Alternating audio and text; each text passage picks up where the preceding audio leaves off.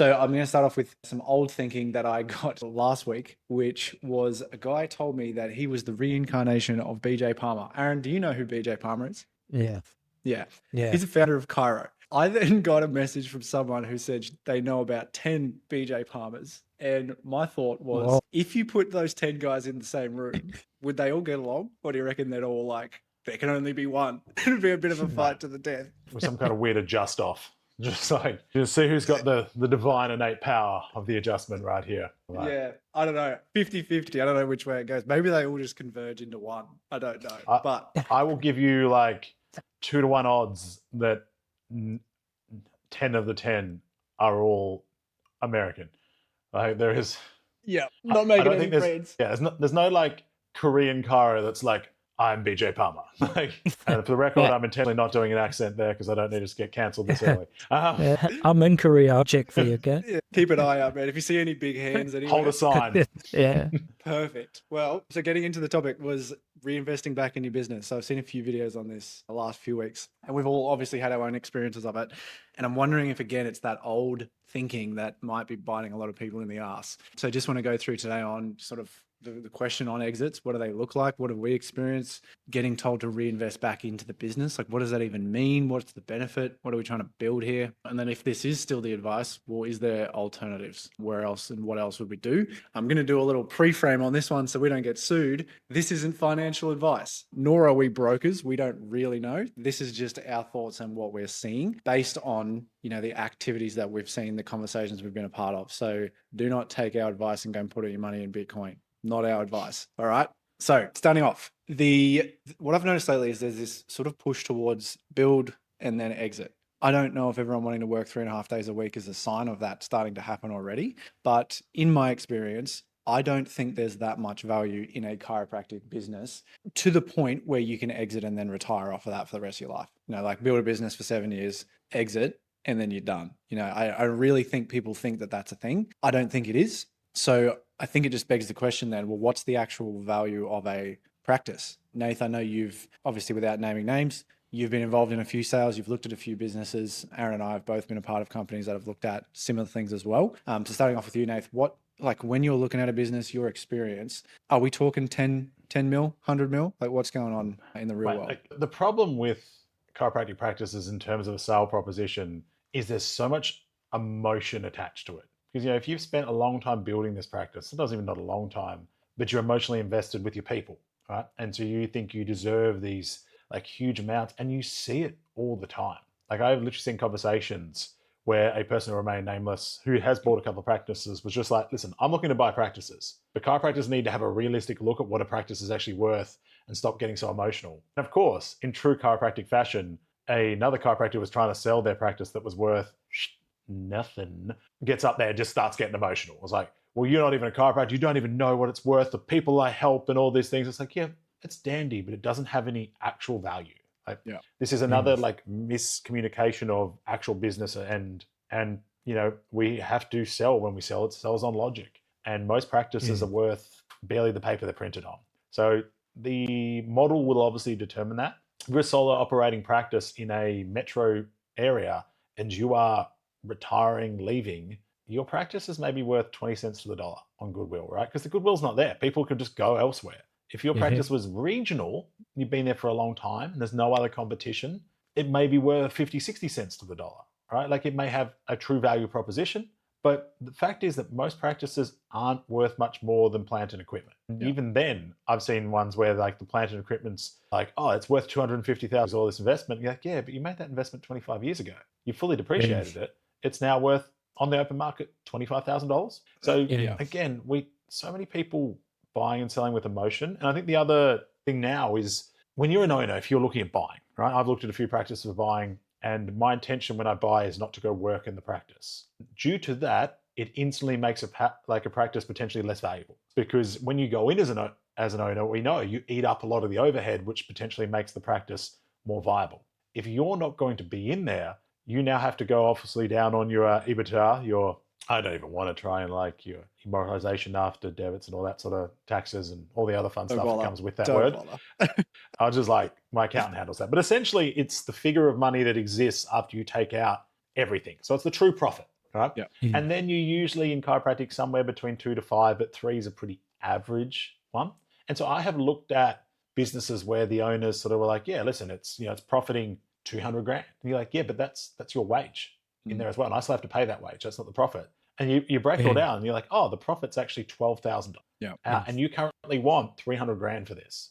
So you want a 30 times, like that's not realistic. And I just don't think people understand that framework. Yeah, you said a couple of interesting things there, like country versus city, obviously is one, but then like the complexity of that too is when you're in a country town, which I think we've probably had enough experience in this to see, is when you do go in and purchase out there, usually the business is built on that person being there for 30 years. So even if it's a beautiful business, as soon as they sell and move on, whatever you're buying, you're literally buying goodwill. Like you're buying debt just to be a nice guy. And I think maybe a few years ago, well, probably 10, 20 years ago, that was a thing. Nowadays, it's just like from the practices I've seen bought and taken over, it is a nightmare to take over a practice in a country town because no one likes change. No one wants the new guy coming in. They want the old guy to stay there till he dies. The transition for the seller sometimes is really bad too. Like I've seen these guys work for 30, 40 years and then just get rinsed for 12 months by their patients because they're leaving.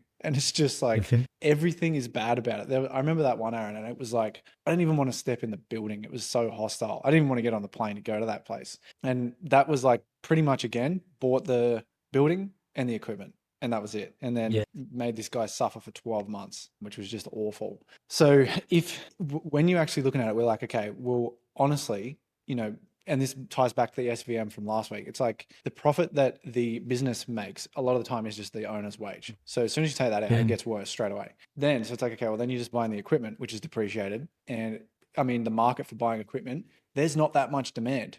So you don't really have much, negotiating power to show the value of that stuff. You try to throw a car in there and whatever, it's not really worth much. So if like that's the case, then Nathan, have you ever tried to sell a practice before? Like, can we get some real figures on this? Well, I've sold an entity, but it was more just that I was trying to get out of Baghdad on some terrible people I was operating with, and I just got it out of here. But as everyone know, I had a second practice 6 months into opening my main clinic, worked for some people, and went through what I like to call the stepbrother syndrome. So most people have seen the movie Step Brothers, or at least they should have at some stage. And there's a bit where they're trying to get a job and they're both in tuxedos and Seth Rogen's interviewing them and they're like, it's all going well, this is super cool. And then the other dude farts and then it's all awkward. And then the dude's like, actually, this is kind of messed up. He uses a different word, but that's what I like. There's so many relationships like that where you're like, oh, this is good, this is going super well. And then that fart happens and you're like, something's wrong here.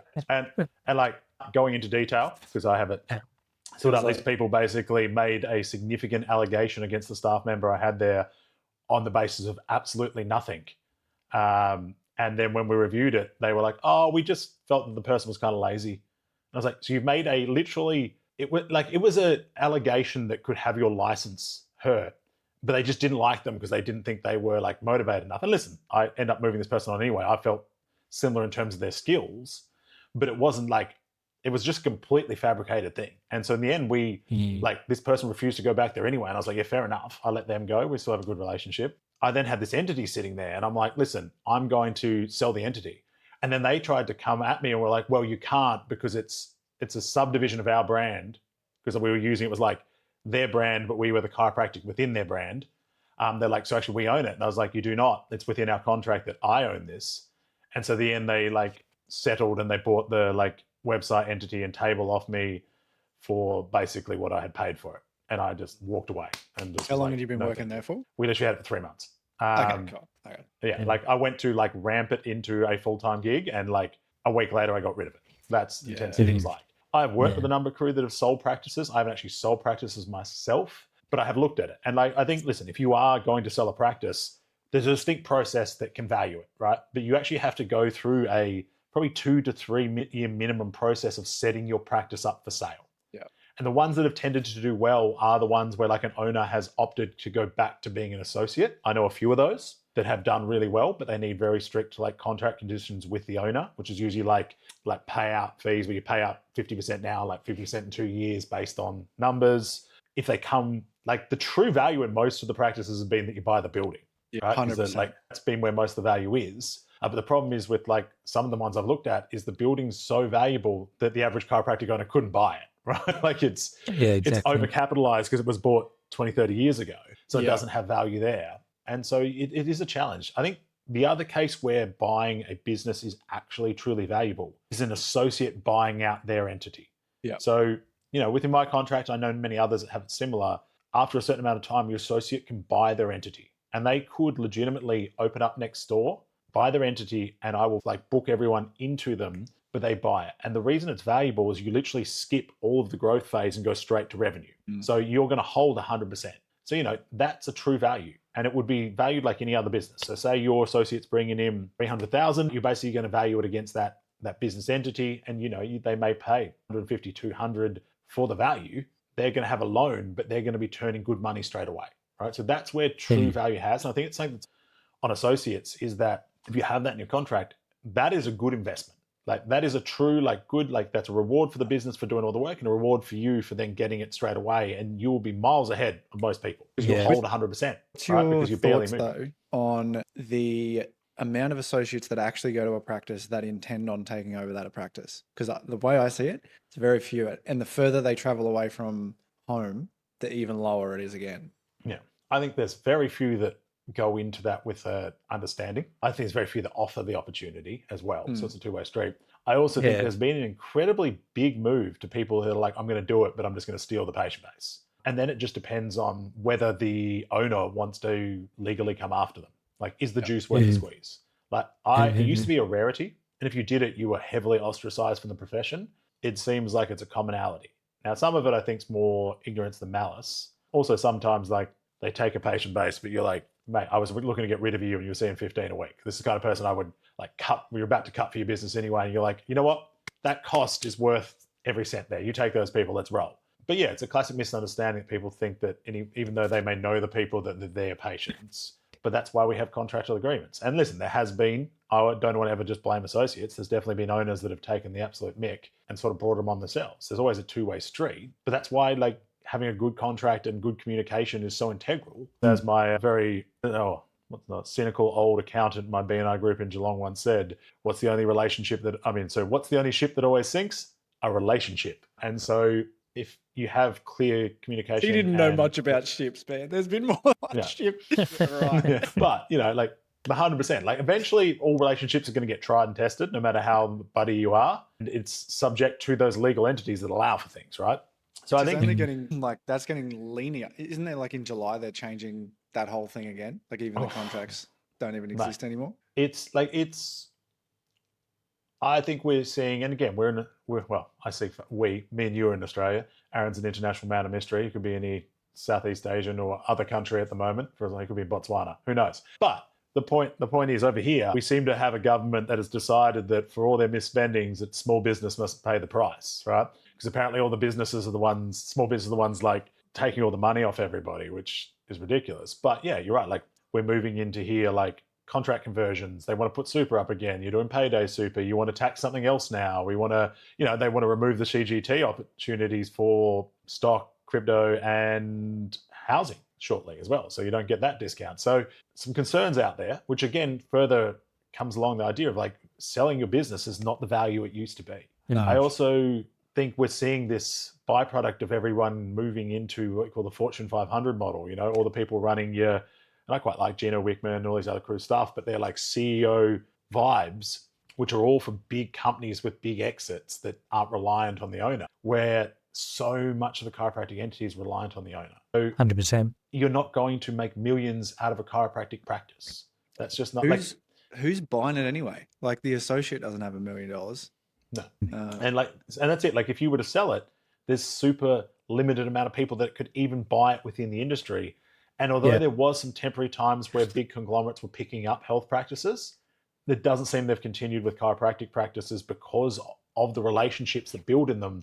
They're more focused on things like physiotherapy, where the relationships are a lot more transient because they rely heavily on chronic health plans, NDIS, and all these things, which are more clinic-based authority, and they hold with the clinic rather than they follow practitioners. So it's just a different entity and time you're living with. Do I think you can sell a practice and make some money? Absolutely, right? but I think it requires a lot of very careful planning. And I think the other side of it, you have to almost set your business up where it can run lean, scale up, and then get to a point where you actually aren't in the practice.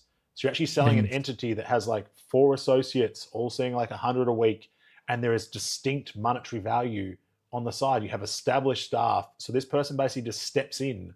There's no other change inside the practice other than the ownership. And it's very rare to see those. It is very rare. Look, and you just said who's going to buy them?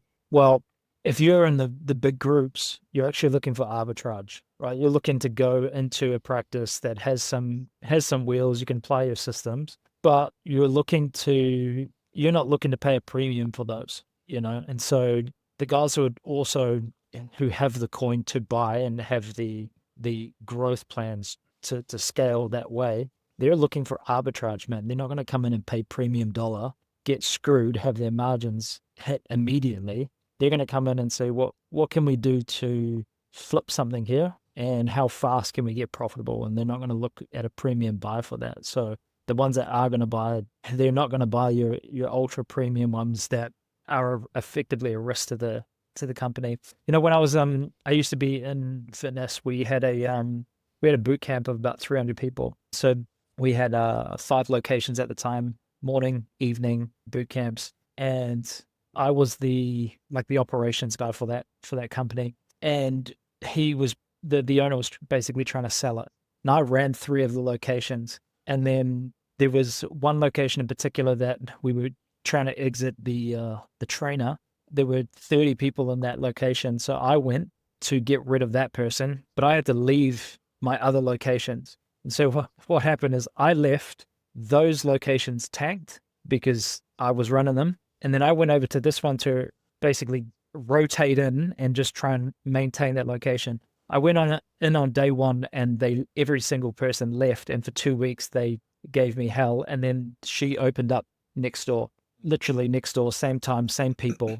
And the point is like, this is a people business, right? Fitness is a people business, but chiropractic is a people business. And so it comes down to like, what are we actually buying here beyond the plants and the equipment? You're buying the list. And the reality of a people business is that people do business with people, not with the entities. They don't even give a crap about the entity, right? So the thing is like in marketing, one of the things that we value is a list. If this was an e-commerce business, I would say, is the product a viable product? What's the LTV on that product? What's the repeat purchase on that product?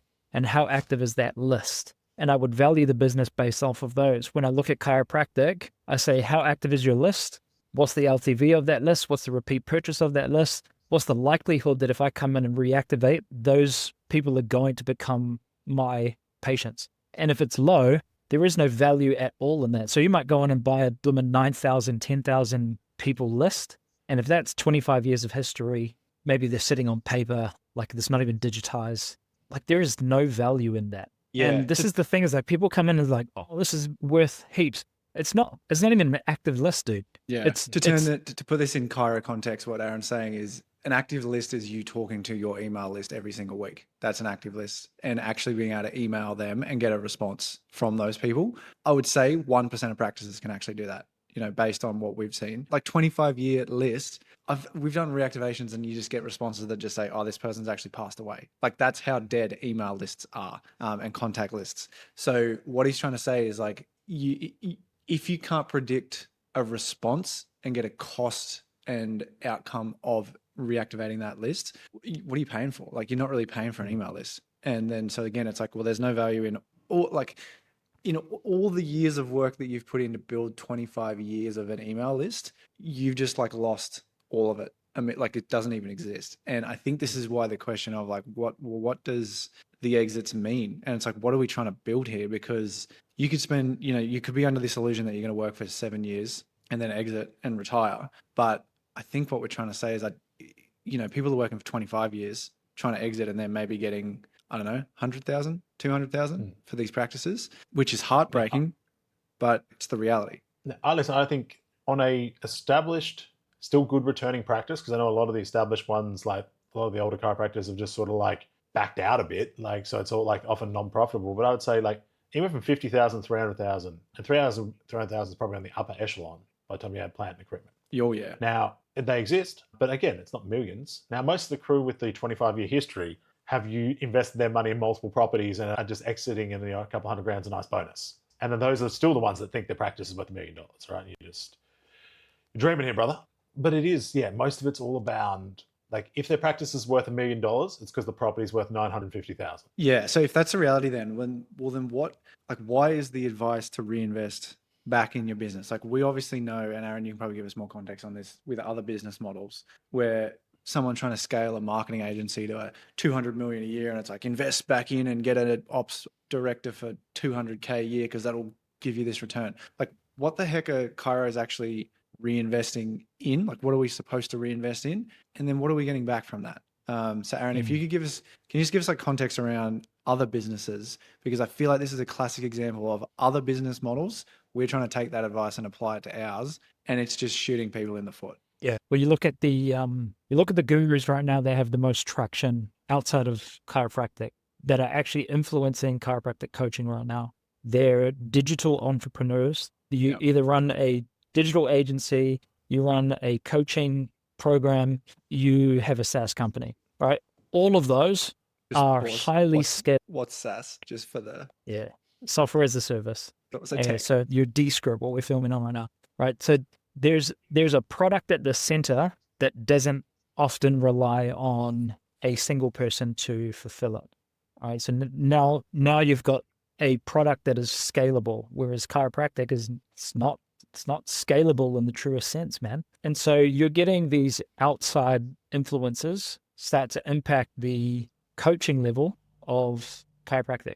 And then those ideas are being funneled in. And I feel like the advice is, it just doesn't, like, why are you giving big company, big corporation advice to small business? It doesn't make any operational sense. And so you're getting these super bloated practices. You've got practices that maybe see 150, 200 people with an operations director, right? Or with a social media person and an agency. So you've got a social media manager, you've got a CA, or you've got multiple CAs, then you've got an operations director, and then you've got yourself, and you may be practicing or not. That's too much for a small business. And yet there's a belief of some form of enterprise value by having multiple hats in the company. And again, like, if you truly value it the way that we've been looking at valuing a practice, there's no value in those additional hats. Like, I see that as risk. You know, if I require a operations director, that's a risk for me, because I don't know anything that's going on in the practice, and the SOPs are subject to that person's expertise. So if I don't hold those expertise myself, then that's an issue. That person leaves, the practice it's hurting, right, immediately. And so you're getting all these weird positions inside of a practice, which just, they don't fit there. They fit in a digital business, they fit in our business, they fit in a coaching business, but they don't necessarily fit in a practice. And obviously, look, man, I'm not going to speak beyond that, but the things that you're seeing and the advice that you're getting are coming from digital entrepreneurs that are funneling that advice down. It's been adopted by coaches inside of chiropractic, who are then taking those principles, not contextualizing them to chiropractic, and almost just verbatim copy pasting. The next thing that you're going to see, I kid you not, is going to be how to book patients via SMS and all that, because that's the big thing going on right now, right? Like, it's also copy paste, duplicated, but it's not contextualized. And so I actually think that this is creating a problem for the industry as opposed to creating legitimate solutions for it.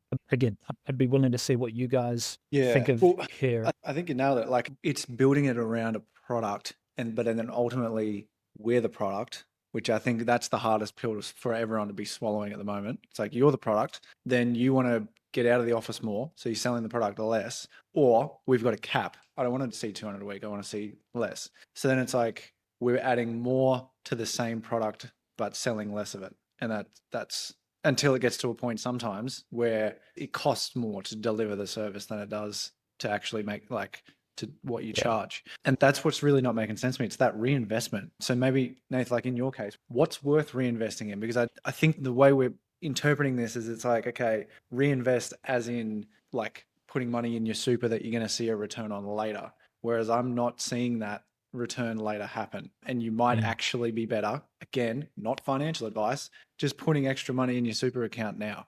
It doesn't seem to have that compounding effect. So if you were to reinvest in your business, what would it be and what would it not be? Yeah, like listen, I think just to double back onto Aaron's point before we even talk about that, like you said, I think a lot of the coaches are getting advice from those experts. We all know who they are. If we don't, then you'll be living under a rock. But they're using the advice for their coaching business, which is a scalable enterprise, and then trying to give the same advice for a brick and mortar service people business, which has high caps. And as you go to expand that, you have to then put on more staff. In most industries outside of, like you said, SaaS or that, there's a fixed cost, right? If you sign a new subscription, we sign another 100 subscription, it doesn't increase the like percentage you lose. But if you put an associate on, instantly, probably at minimum 50% goes out the door, right? And so every time you scale or reinvest by expanding, you are already, half of it's already gone. And then if you start going multi-location, then you need ops teams and all these things. Now, there are some people who have done it, but it's the rarity, and the longevity of it remains to be seen. All we have to do is draw attention to your post about the joint that has its own, it's on the stock exchange over in the US to see that that thing is its own problem. But, and again, not financial advice, I don't know enough about it, but I've definitely not seen it doing strong things. But the point is, there are like specific things you should reinvest in, right? And so obviously, reinvesting in your equipment is important. So like the things that make you money, you need to have quality, right? Like I only buy certain types of tables because they are the best. They come with the best warranties. They cost a bit more, but I make my money on them, right? I only reinvest in equipment that either allows me to see more people, deliver better care in the same amount of time, and that's about it, right? Like, because otherwise it makes no sense to spend the money. Like having another piece of tech that you don't charge any more for, and then you have to spend more time makes no sense. Like, I think this goes down as simple as like people who do dry needling, but then it's just included in a standard thing. It's never been the model. It's almost you need to go back to a dentistry model where it's like, this is the consult plus plus, right? Because otherwise, what's the point in adding the thing if you're not getting the return? Now, some would argue that you can get the return because you'll see more people because of it. I don't know if that comes out in the wash, but sure, if you can prove that, go for you. So investment in equipment that allows you to make more, see more in the same amount of time, or provide a better service in the same amount of time without like an overt additional continuous cost, it's worth reinvesting in, right? Investing in location can be. So like if you can buy your property, it's worth investing in most cases. Now, again, not financial advice, but the property market in general seems to have been a solid thing. And also having control of your own space so that you can't be kicked out all of a sudden. Because I know a lot of small businesses that turn around and a new owner of the building's just been like, so you're out at the end of the month. That's a real issue because then you'll lose a bunch of patient base because they won't follow you. So investing in the property if you can, also good. Investing in staff within a reasonable return. So the whole point of having staff, again, is so that you can see more people more efficiently, right? That's like, if your staff does not return on you, they're like, just so you don't have to do stuff, that's not valuable, right? So I've used this example before. One of my mentors, Lawrence Tam, talked about he used to have, so they had a CA, but this was 3 separate practices within one common admin. So it actually broke down really well. It was a very smart business model, ahead of its time. And then he had his own tech CA on his shifts. And the idea was like, I watched Lawrence do this. I watched him see, I think it was like 135 people across 6 hours, including like 4 new patients, never like behind, people getting great care, loved it, and he was absolutely thriving. His tech CA saved him a minute per patient in terms of like advice, booking, getting them supplements if they needed it, writing his notes. If you are seeing, 100 a day, or like say you're seeing 100 a day and you get 100 minutes, that's another like 30, 40 people he can see in a day. That returns. But most people, when they're putting on extra staff and tech CAs, are not seeing any more people. They're just wearing another wage, right? So there is a line where you have to get to a point where you have to take a little bit of a extra cost to allow you to jump to the next one. But what I see most in chiropractic these days is people are barely like scraping by and they're like, I need to invest so I can be this thing that I'm going to be in 10 years. And you're just going too far ahead. Beyond that, like there's a little bit of tech investment. I think like there's investing in slightly more expensive tech in terms of your CRMs, your automations and that, if they can replace potential human pathways that are being lost or disrupted. There is definite investment in like gifting for patients. There's a great book by John Ruhlin called Giftology, where it's, someone refers you without them even knowing, you give them a nice gift. costs you less than, say, giving a free adjustment, and it builds a referral and return through that. So again, you're investing on something that returns. But in terms of, I think the real thing that's being pushed is investing in your business from the sense of like building it up to sell. I would say that almost anything that is being recognized outside of these things is actually devaluing the sale possibility of the business or the proposition of the business. And then the other one that people are going into really heavily at the moment is adding extra services. I myself are looking at certain things, and I don't think it's a bad thing. Where I think it's a problem is if the business is already bloated and struggling and you're trying to add another service to save it. And then what you tend to do, I was actually on a call before this today with a guy who's over in Canada. They're saying everyone right now in the, we'll call it the evidence-based chiro, I'm going to air quote this, they're like add shockwave. Like it's just like, and so suddenly they've got this huge lease on something and they're not charging any more money for it, but it's because they're evidence-based. Or people are adding, decompression physio, exercise classes, like all the different things, and you're actually diluting the offering and confusing people when they come into your business. Instead of it being a chiropractic clinic and that's your higher returner, now people are like, oh, which one do I use? What's going on? It's almost undercutting yourself. So it's appropriate to have accessory services as long as they feed back profitably to the main thing, but the main thing still needs to be the main thing. But again, I don't think like 90% of those things don't actually make your business more valuable in the eyes of a buyer. It's just a temporary return. And there's something that I think we should talk about on that, but I've just ranted for a moment. So I'm going to give you guys some space. Yeah. Well, I think that the burning thing in my brain here is, are you adding a service because you think it's going to give you a return, or are you actually trying to help the people who are in front of you more? And I think you answered it by saying adding more services to get additional revenue, thinking that that's going to save your business. I don't know how many practices I've walked into, and there is a big box, I'm not going to label the company, of technology that they thought was a great idea at the time, probably cost them 20 grand, and now they don't use it anymore. And I feel we like all know what that is. Yeah, I feel like it just keeps, like it's just this cycle. It's like, oh no, reinvest, because then you can charge a little bit more for this and this. And it's like the patient didn't even fucking want that. Like just make the experience so good that it's just like, there'd be nothing worse than feeling bad because you've just upsold someone onto something that they don't want. Like that's not worth the investment, in air quotes. So I've literally had this in my practice, right? So when I opened my practice, I had a piece of technology from Valve called the Human Track. It's a really cool thing. I really liked it. It's basically a three-dimensional, it's kind of like a posture scan, but does posture, does movement, so you can move through ranges of motion. It measures the joints. It's 3D feedback, gives a really great report. It was kind of cool. There was a cost to it. It wasn't extravagant, but it was a cost. And then I got to this point where for 99% of people, let's say you work with them for a while, it's like most postural things. You can't rescan it for a good 3 months plus, right? Because otherwise, like you haven't given the body actually tangible time to change. Yeah. And so people aren't seeing the return on it quickly. And we would actually have people that say reactivate and like, listen, I want to come back in, but I don't want to do the scan because I don't see the point. And I'm like, so why am I paying this money? Yeah. For this thing? And I literally switched it from, it was a $400 a month thing down to just doing like a posture scan, which is a $30 a month subscription. And people were happier with it. Like it was almost too confusing for people to interpret.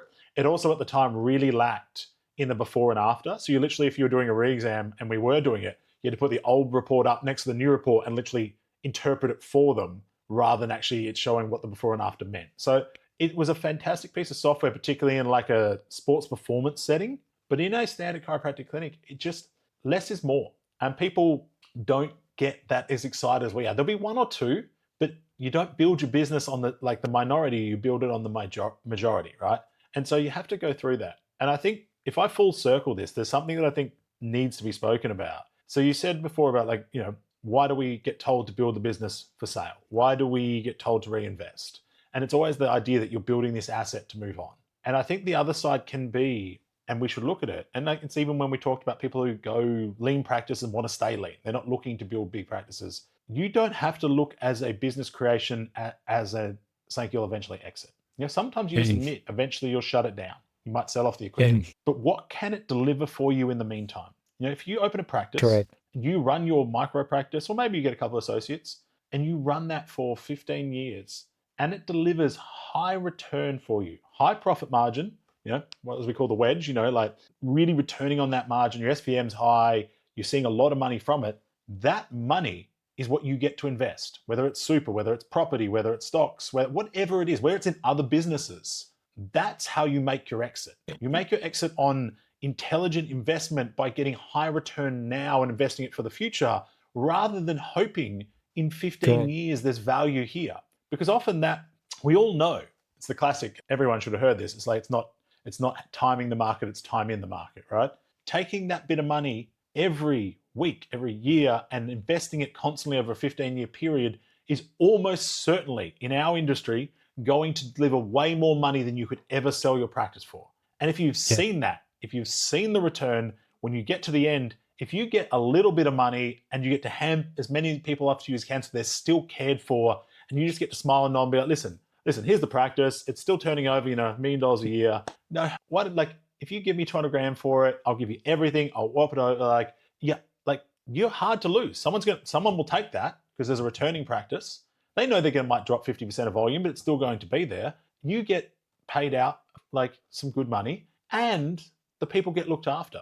And so it's an easy process rather than like, I need this money. Like, how many people do we see across industries right now that are struggling because they built something and they're like, I need to be able to exit on this and make this much money. And it's like, it's not worth a tenth of that. And now they're stuck in a business they were trying to get out of, and they now should be retired, but they have to keep it going because there's no exit value on it because they were hoping the investment was going to return 20 years down the track. Whereas if they'd just taken a little bit each year and actually invested in, even if it was probably the S&P 500, again, not financial advice, but spent that time in it, it'd probably be worth way more than their practice. Yeah, I think you've got a couple of things here, man. The whole exit conversation is based off of you becoming CEO, hands off, and leaving. And I've always had just some dissonance here. Like, you're in healthcare, why are you wanting to leave? Like, if the claim is I can heal people with my hands, and some people say that, some people obviously will dispute that. But the idea is that if I have the ability to deliver care and I'm passionate about it, it got me into this, why am I wanting to leave it? And I think that creates a philosophical kind of dissonance in there. And then, Angus, you allude to it all the time. Maybe people are just not happy. And so we're trying to mask it with this idea of like, let's become a CEO and then actually get out of the practice rather than practicing the right way. The other thing is like the asset that you're building is a cash flowing asset, right? Like, a lean practice is a cash flowing asset. It brings a lot of money in so that you can do with it whatever you want. So if you want lifestyle, like, build your practice in a way that can enhance and integrate your lifestyle. If you want to have this surplus of cash that you can then invest into other things, go and do that. But what we're saying, and what we are saying, is there's likely other vehicles that will return much more than you spending 15 years building a bloated practice, hoping on having 4 associates and all of their performance being immaculate and having them stay, camp, maybe invest. There's other ways to build wealth, but this can be a huge cash flowing asset. The other thing is, like, when we were talking about the additional services, this for me just does my head in, because, we've worked with chiropractors over the years, and like you've said, many things come in. As the marketer for a lot of the chiropractors, they go and buy it first and then come and consult. And then they, it's like, we got some advice, someone had some form of success, the promise is a greater LTV, and then we don't know how to market it, so they come over to us and they say, hey, can you market it? Most of the time, as marketers, we're not consulting on the business model, so we go and market it. That own thing cannot support itself. So you market it, the cost of acquisition is greater than its fulfillment cost, everything tanks because there's no connection between the actual main service. This is the thing, and like, even right now we're seeing a huge influx of decomp chairs, which again, who cares? Like, whatever it is, doesn't matter. But that's the thing that's coming through right now. And maybe you're with a group that is promoting that, and maybe you're not. Doesn't matter. The point is that if you add an additional service, you have to have your primary service nailed, and you have to know where the additional service goes. There's 3 things to do in business: get customers, to make more money from those customers, and then keep them for a long time. If the accessory does not do any of those 3 things, then you're not adding anything to your business. You're adding a separate business. And if that thing cannot sustain itself, it sucks. Don't even attempt to add it. And so, will you use that thing to get customers and then funnel them into your main thing?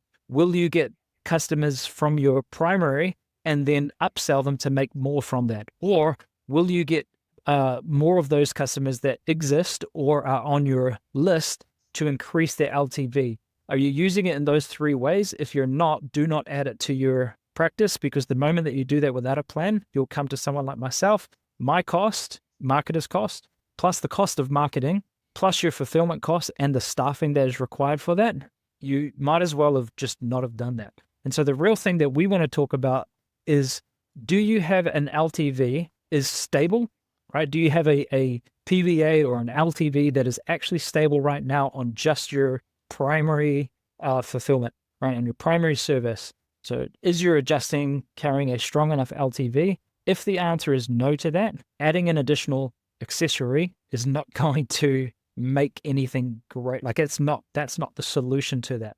So you grow LTV first by being better at the primary service. You stabilize there first, and then you use additional services to actually build the business strategically. All right. I have to add in a few of those caveats because, man, it is, like there's just so many of those, and they don't, 9 times out of 10, they're just not going to work for you. Aaron, you just said something that I think people will have missed, but what you just said, like if your LTV is, your lifetime value is not there, adding an additional service doesn't make sense. We should also think that adding an associate is an additional service, right?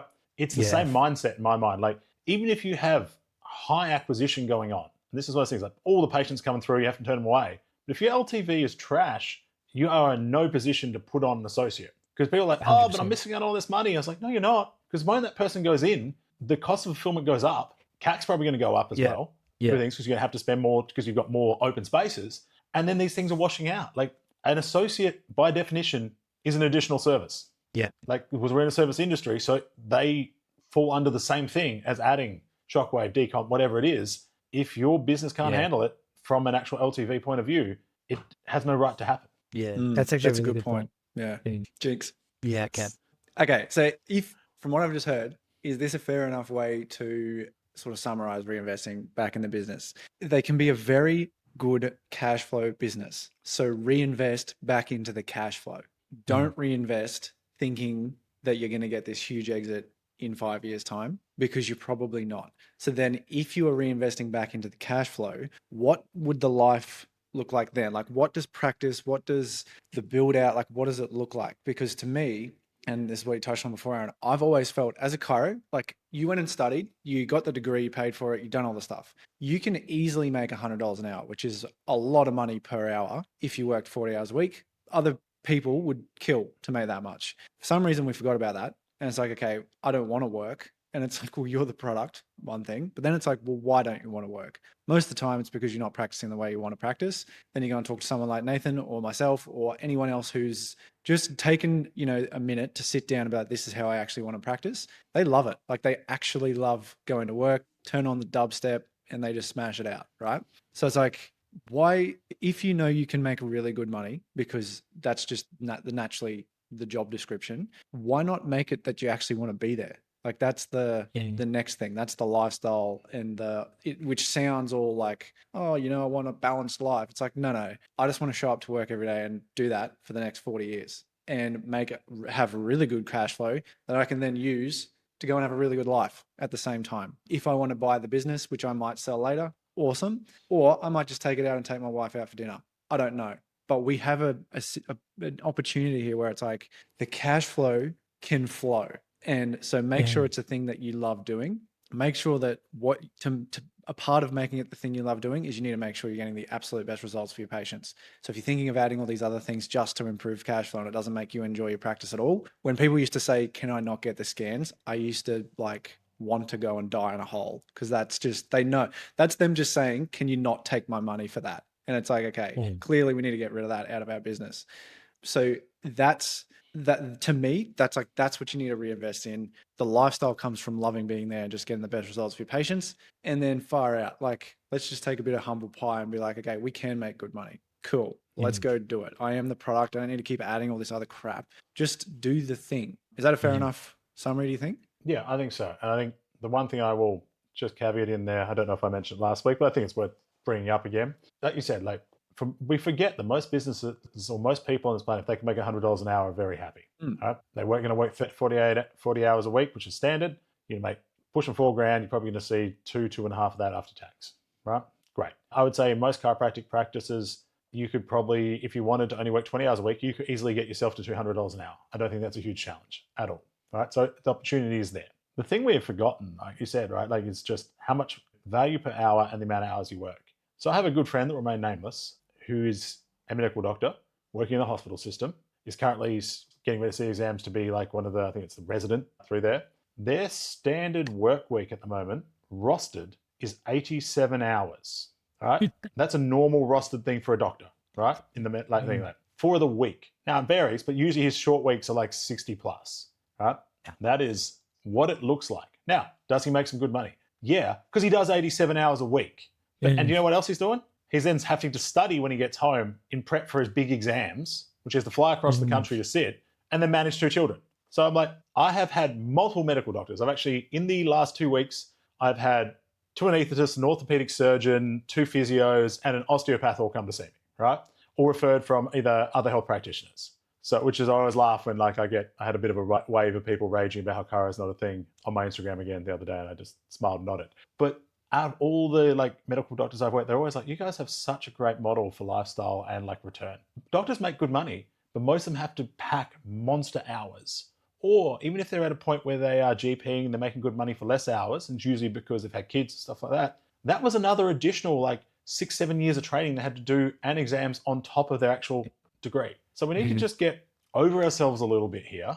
Like most medical doctors aren't trying to create a practice. In fact, they're in a hospital. They don't get to sell the hospital at the end of their practice, right? They have a job and they make great money from their job. And then they hope when they retire, they've made enough great money to invest. But because we're all private practice, apparently we have to be CEOs and directors and entrepreneurs rather than just being like, let's make some great cash, have a great time, and then use that to fulfill my life until the point where I decide I don't want to do this anymore. Yeah. Yeah, bang on. Put that on a t-shirt and wear it around, Nate. That's a good one. Yeah. So who's put my face with I know why you're poor. So who's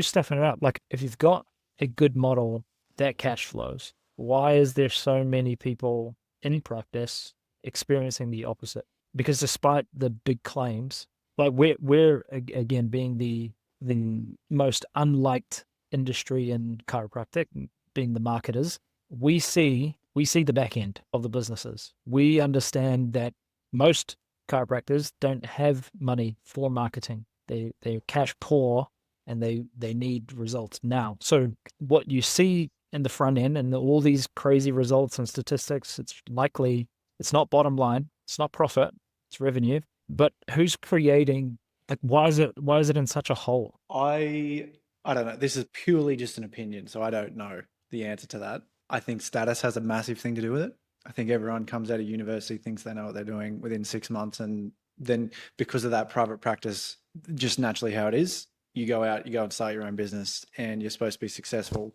Then in terms of being successful, then it's obviously revenue is the next thing. Systematizing, making $1 million practice seems to be a identity, I suppose. Like people want to get to that level without thinking about what they're doing to get there. So it's almost just like this guiding light that you walk out, you've got this status, you've just paid all this money for this degree. Then you see this guiding light of $1 million practices, other people are doing it. I'm just going to go in, I'm just going to eyes closed, head first, do that. And then the marketing and the language around that is like, you know, if you're ethical, you should be seeing as many people as you physically can because the world needs us. There's this sick care versus healthcare thing, which I'm not going to go into at all.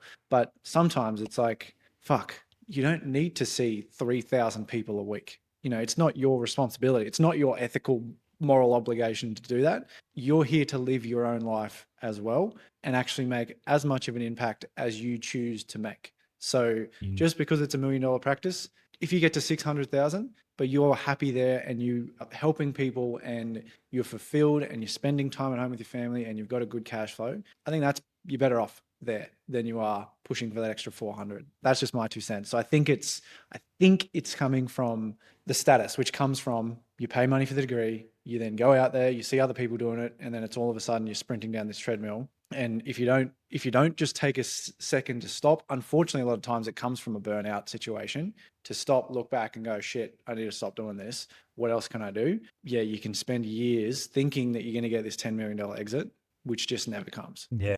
Listen, I think the only things I would add to what you said, because I think status is a massive part. And I think everyone's caught in the the highlights hamster reel that is Instagram and TikTok.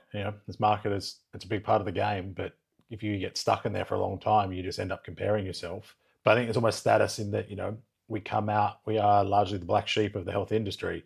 And so there's a real chip on the shoulder to prove and do more and like chiropractors have always been the best entrepreneurs of the health industry because we had to be. But as things have shifted, because associate model was founded on a time where you made good money because you were running volume. Like the business could support someone at a flat 40% contractor rate, and those people were seeing big volume, so they were making great money. It actually worked really well hand in hand. Now things have shifted where the costs are so much higher and the volume's not there. So although, like we said, if you are skilled, you can run your own solo operation, you can definitely make those hourly rates over those times. But a lot of chiropractors aren't making those hourly rates. In fact, they're missing it. The goal becomes numbers and this. It's like, well, how do we get you to a point where you're making this much over the time you want to work? And then they're all working. What happens is they look at the highlight reels and they go, well, I need to run my practice like that. And then maybe they we spoke to someone a few weeks ago, we talked about them before. They did that, got their practice to a point, and then we're just like, I need other people because I'm not even enjoying it. Right? So I don't think many people have really thought about how do they want to practice. They're just trying to conform to what they think works. And so all the people that tend to have the best practice, even the coaches, tend to, because they practice the way they wanted to, and they're able to excel that up. And I think a lot of people that are seeing low volume would probably see more volume if they actually practiced in the way they enjoyed and it wasn't burning them out. Or the just inherent fear of money that healthcare has is what's stifling them. So these people are seeing lower volume, longer times for less money. Like I know multiple chiropractors, their average visit is probably 4 or 5 times the length of mine, and I charge more. And I'll tell you why, because I offer more value and save people time. But that's not the point. So I think that's where it's at. Like I just think there's this, like you said, they're going to build the big thing to sell, but I just think people have never really sat down and been open to the idea of how do you want to practice? How do you maximize the value of how you want to practice? How do you find the people that you want to hang around with? And then how do you do that long term and be happy with the return rather than thinking that you are the director of nothing here that you're going to sell?